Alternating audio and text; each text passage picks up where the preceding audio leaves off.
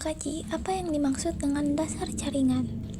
Sebelum memahami lebih jauh mengenai jaringan komputer, kita perlu terlebih dahulu mengenal bagaimana jaringan komputer tersebut bekerja. Selain itu, kita juga akan mencari tahu definisi dari jaringan komputer itu sendiri.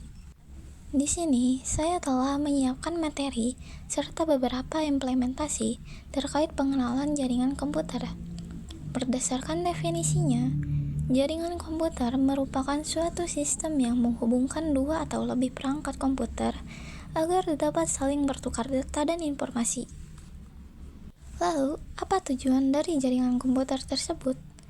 Tujuan utama jaringan komputer adalah untuk memungkinkan komunikasi, meningkatkan efisiensi, serta mendukung kolaborasi antar perangkat agar dapat berlangsung dengan lebih cepat dan efektif.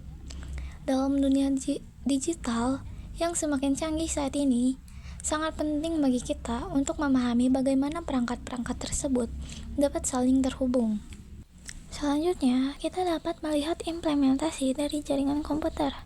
Pengertian jaringan komputer adalah dua atau lebih komputer yang dapat saling bertukar data dan informasi. Jika kita perhatikan kembali, terdapat internet koneksi yang memungkinkan komputer saling bertukar data, koneksi, serta informasi, sehingga data dari komputer A ke komputer B dapat saling terhubung dan diketahui melalui proses komunikasi di antara keduanya. Kemudian, bagaimana cara kedua komputer tersebut dapat saling terhubung? Terdapat dua mekanisme yang dapat digunakan. Mekanisme pertama adalah menggunakan wired atau kabel. Kabel yang digunakan adalah kabel UTP, yang merupakan media transmisi dalam jaringan LAN, Local Area Network. Sebagaimana yang telah diketahui, di lingkungan sekolah umumnya terdapat kabel LAN dengan berbagai warna, seperti kuning, biru, hijau, maupun merah. Kabel tersebut merupakan media transmisi yang dikenal sebagai kabel UTP.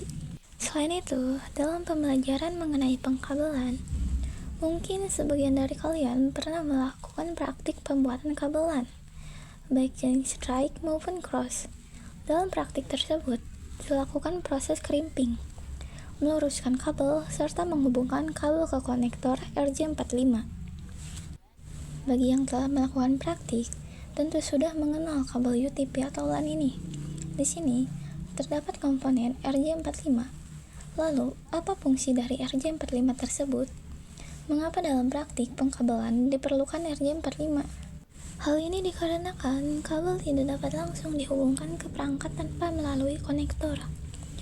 Oleh karena itu, diperlukan media tambahan berupa RJ45 yang berfungsi sebagai penghubung antara kabel dengan perangkat jaringan komputer. Jika dilihat dalam kondisi awal, kabel tersebut memang memiliki bentuk yang tidak teratur, sehingga memerlukan RJ45 agar dapat tersusun rapi dan dapat terhubung dengan baik ke perangkat. RJ45 ini kemudian akan dimasukkan ke dalam port yang terdapat pada laptop maupun komputer. Port tersebut dikenal dengan nama port Ethernet. Selain menggunakan wired atau kabel, apakah jaringan komputer hanya dapat menggunakan kabel saja? Jawabannya adalah tidak. Penggunaan kabel dalam jumlah banyak terkadang kurang efisien dan dapat menimbulkan kerumitan. Oleh karena itu, terdapat alternatif lain, yaitu menggunakan wireless atau jaringan nirkabel. Jaringan nirkabel memungkinkan perangkat terhubung tanpa menggunakan kabel, misalnya melalui Wi-Fi atau jaringan internet lainnya. Dalam kehidupan sehari-hari, kita sering menggunakan paket data atau Wi-Fi untuk mengakses internet.